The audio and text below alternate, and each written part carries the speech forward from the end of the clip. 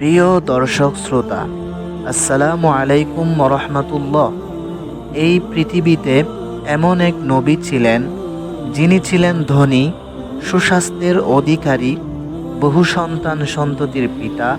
কিন্তু এক সময় সব কিছু হারিয়ে তিনি হয়ে গেলেন অসুস্থ, নিঃস্ব, নিঃসঙ্গ। তবু তিনি হারাননি ধৈর্য, বর্ষা ও ঈমান। তিনি হলেন হজরত আইয়ুব আলাইহিসসালাম। হজরত আইয়ুব আলাইহিসসালাম ছিলেন ইসহাক আলাইহিসসালামের বংশধর। তিনি ছিলেন এক সচ্চরিত্রবান, সৎ এবং আল্লাহ ভীরু ব্যক্তি। আল্লাহ তাকে বিপুল ধন সম্পদ, জমি, গবাদি পশু, সন্তান সন্ততি ও স্বাস্থ্য দান করেছিলেন। শয়তান আল্লাহর দরবারে অভিযোগ তুলে, তোমার বান্দা আইয়ুব কেবল তোমার ইবাদত করে কারণ সে সুখে আছে।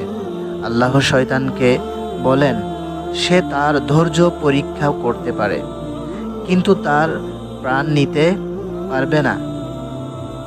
তার সব সম্পদ ধ্বংস হয়ে যায়, সন্তান সন্ততিরা মৃত্যুবরণ করে, তিনি ভয়ঙ্কর এক চর্মরোগে আক্রান্ত হন, এমনকি সমাজ তাকে ত্যাগ করে। তার স্ত্রী একমাত্র ছিলেন পাশে। বহু বছর কষ্টের পরও তিনি কখনো অভিযোগ করেননি। তিনি বলতেন, আল্লাহ যখন এতদিন আমাকে সুখে রেখেছেন, তাহলে সামান্য কষ্টে আমি কিভাবে অভিযোগ করব? অবশেষে তিনি দোয়া করলেন। পবিত্র কোরআনে এসেছে, রব্বি ইন্নী মাসানিয়া দুররু ওয়া আনতা আরহামুর রাহিমিন। হে আমার প্রভু, আমাকে কষ্ট স্পর্শ করেছে আর তুমি তো সর্বাধিক দয়ালু। আল্লাহ বলেন, তোমার পা দিয়ে মাটি আঘাত করো, সেখান থেকে ঝর্ণা বের হবে, সেই পানি দিয়ে গোসল করো ও পান করো। তিনি আরোগ্য লাভ করেন। তার সব সম্পদ, সন্তান, সম্মান দ্বিগুণ করে ফিরিয়ে দেওয়া হয়। ধৈর্যই ঈমানের সবচেয়ে বড় গুণ। বিপদের সময় আল্লাহর উপর ভরসা করাই প্রকৃত সফলতা।